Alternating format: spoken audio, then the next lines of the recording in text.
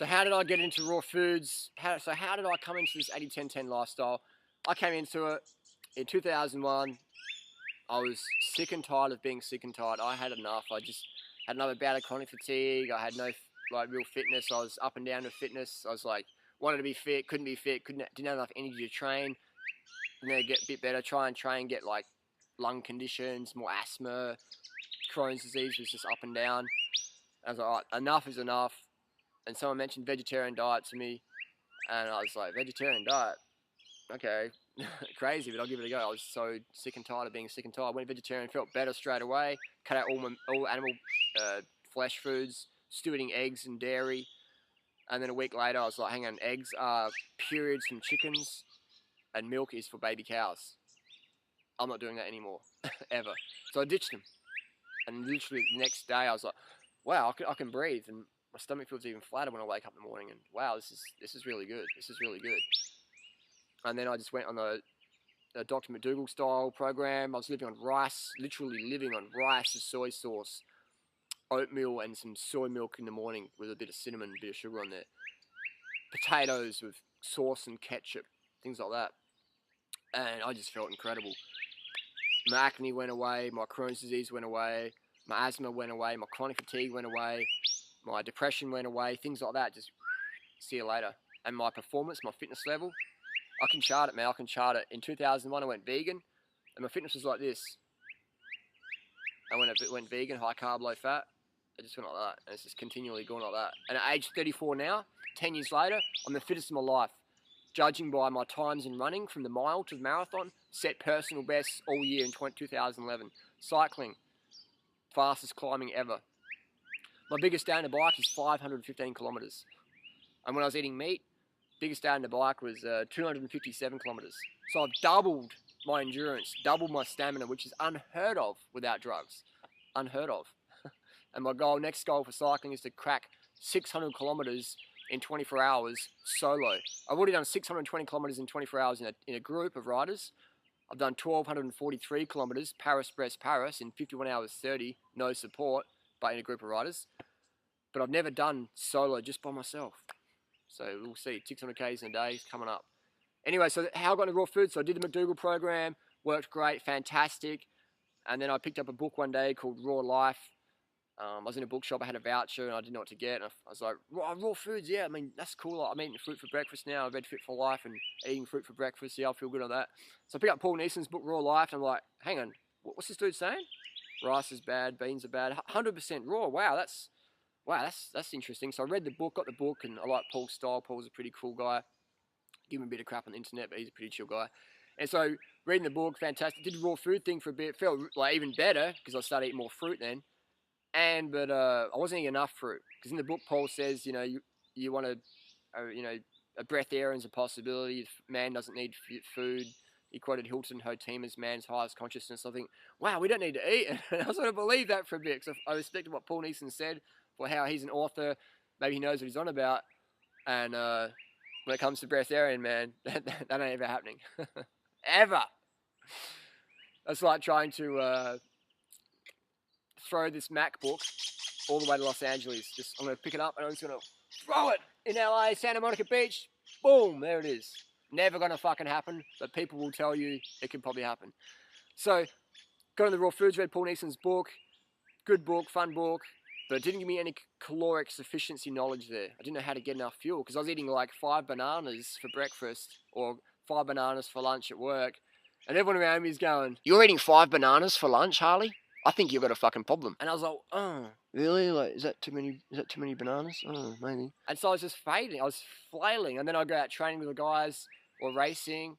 And I'd be good for the first 20 minutes, half an hour. And then I'd just be like, oh. And they're like, "Wow, mate, raw food diet's working for you." Not. And so I just go back to McDougall program, and I just had fruit for lunch and fruit for breakfast, and then rice and potatoes for dinner. Did that for years, and it worked fantastically. And then I was like, no, I want to do raw food because I had a glimpse of feeling just a little bit better, And I'm like, I want to go back there. And then I was like, okay, I'll eat raw food, nut desserts and stuff like that. So I was eating a lot of cashews and macadamias and almonds. And then I got Dave Wolf's book, and he said, limit the fruit, man. Don't eat bananas and dates because they're hybrid.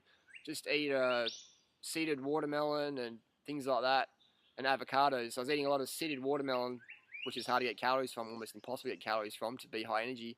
Eating avocados, and I was just like, oh my god, now I may feel even worse because I've just got no stamina. And then I was like, hang on. Then Dave Wolf started selling cacao, and I'm like, oh, cacao, I can eat that. And I was eating cacao, getting wired on cacao, then crashing the next day because cacao is so toxic. It's full of theobromine, neurotoxin, classified biologically. Look it up, cacao neurotoxin. And then I was just like, what's going on here? And then I remember when I read Paul Nison's book, there's an article interview with Dr. Doug Graham. And I looked at this dude and thought, wow, that dude's really fit, and what he says makes sense. And so, but I started eating more fruit. Everyone told me I was eating too much fruit, and then I read Dave Wolf's book. I'm like, yeah, okay. And then I started emailing Doug Graham because I still had that glimpse of feeling really well on the bananas. So I emailed Doug Graham and said, what's going on here? I felt good for a bit, and then I crashed. And he's like, what are you eating?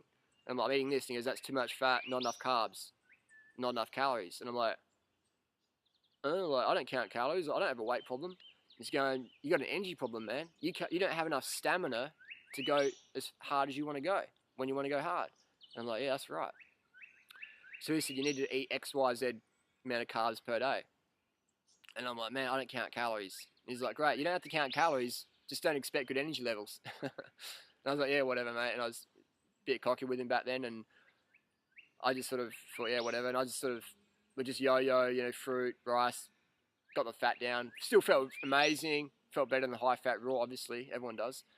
But then I went to, and then I was still like, oh man, this Doug Graham dude's pissing me off because I know he's fucking right, and I really need to learn how to put enough fuel in the tank. So I bought his book, Nutrition Athletic Performance, and I was like, yeah, awesome. And then I went to Health and Fitness Week in 2006, and I was like, holy shit, you guys eat a lot of fucking fruit. And Doug's like, we don't eat a lot of fruit, we eat enough fruit. And I was like, oh, enough, a lot, oh yeah, enough, you need enough. You need enough. You need enough sleep, you need enough water, you need enough fruit, you need enough carbohydrates. So then I just got into it, and I just went from there. And I was still eating a bit of raw gourmet occasionally. And in hindsight, it would have been 1,000 times better off going back to rice and beans and potatoes and then getting back on the fruit when it was available or when I could get it, versus going fruit down to nuts. I could have gone fruit to potatoes to rice, still high carb, low fat. But I was going fruit to nuts, driving myself nuts, too much fat in the blood, not enough glycogen, performance was just like blah, blah, blah, blah, blah. I could have just gone fruit to potatoes. I still had the glycogen going on, high carb, low fat, clean blood, versus getting my blood all goopy and fatted out from the excess nuts and oil. I didn't know about that. I was just like, raw is law, and that's, I think raw is 100% the best. But what's best is getting enough carbohydrate calories, be it bananas or potatoes. Hope that makes sense. Don't focus on 100% raw, focus on 100% getting enough carbohydrate calories, with fruit being the preference, potatoes being second preference, versus going to nuts just to stay raw. Unhealthy, bad for your health. Potatoes are good, man. Don't fry them in oil. Don't add animal bits to them. Just have them steamed or baked with a little bit of condiment. Fantastic. And then in so 2006, I was doing that, feeling better on the fruit. And in 2008, I went up another level. And I'm like, all right, I'm going to get even fucking more hardcore with this. I'm going to read sports nutrition journals. I'm going to talk to Tour de France team riders and doctors. How many grams of carbs are they eating a day? And I'm like, I'm going to eat like that. And I just increased my fruit intake from a lot, enough, to extra. And boom, went up another level. So I'm just constantly climbing levels, getting new insights, powerful insights I can share with myself and other people. In the last 10 years as a vegan and into raw foods, I've experimented extensively. I've always kept it vegan, except for maybe honey back in the day, but always vegan, no eggs, dairy, whatever. I'll leave those experiments to my friends, watch them go, whoa, that's fucking crazy. So what have I learned in those last 10 years? What can you learn from my experiences? What can you learn in the next 60 seconds that took me 10 years to learn? How cool is that? You can learn in the next 60 seconds what took me 10 years to learn. This is what you're going to learn. This is what I've learned. Fruit is the ultimate. Sweet fruit, bananas, and dates. If you get enough calories from them, you can eat any fruit you want, watermelon, oranges, bananas, and dates, but you have to get enough calories from them. Like my friend Mike Arnstein, he can eat way more than me. I can't eat enough watermelon or oranges or papaya to get enough calories. I need bananas and dates to get my calories. So I've learned that you got to get enough calories from your favorite fruits. Fruit is the best. It's the ultimate. Bananas and dates. Killer. Lightweight, high calorie, high carbohydrate, low fat plant foods. That's what I've learned. I've learned that you're better off going off raw foods onto potatoes, vegan carbohydrate dishes than going onto raw food desserts like heaps of cashews or macadamia nuts, high fat, carbohydrate deficient raw food vegan meals. You're better off on a high carb cooked vegan program than the low carb, carb insufficient, 100% raw vegan program. High carb is better, low carbs, fuck. I've learned it doesn't matter how well you eat, you need to go to bed early. You need to get early nights consistently. Because if you get late nights, you're going to fuck up your health. Doesn't matter how good you eat. I've learned that you need to drink enough water every day so your urine is always clear and you're peeing at least a few times a night. That's what I've learned. I've learned that all the superfood stuff is absolute rubbish, and now recently we've got the Adia Clarity recall. They're recalling it because it's toxic, poisonous. Hello, we were saying that for fucking ages, man. Didn't listen to the crazy fruit bats, did you? And I've learned the only supplement worth taking, regardless of your dietary choices, is perhaps vitamin B12. It's the only supplement I take, it's the only supplement I recommend, regardless of what your diet is. I give B12 injections to my raw meat-eating friends who are eating raw eggs, raw meat. They still have a B12 issue. Give me injections, levels jacked up, problem solved. B12 is the only supplement I recommend or take. The rest of it's just... Second biggest problem is social disapproval. People say, you ain't like a monkey, you ain't like a monkey, huh? That's all that fruit's gonna make you fat, or you don't get enough calories from fruit, like, you can kick my ass in the bike, but fruit's not healthy. All this stuff like that. So social disapproval, a lot of people can't deal with it. Personally, I don't give a fuck, man. I follow my heart, I follow health, I follow having fun. I don't give a fuck about the status quo, jealous fuckers, haters, drinking haterade, slipping on haterade, whatever. I don't really give a fuck about that anymore. I used to 10 years ago. I've learned just to not take anything personally. Sometimes people change, they regret what they say to you, so don't take it personally, don't freak out. Eliminate excess drama from your life, have fun, be the example, be the change you want to see. Who we are speaks so loudly, no one can hear what we're saying. People, if Dave Wolf wants to sue you or what, don't take it personally, just keep doing what you're doing. Mean what you say what you mean. Those that mind do not matter, those that matter do not mind. And social disapproval. It's the two biggest hurdles. Situational inconvenience, can't get enough fruit.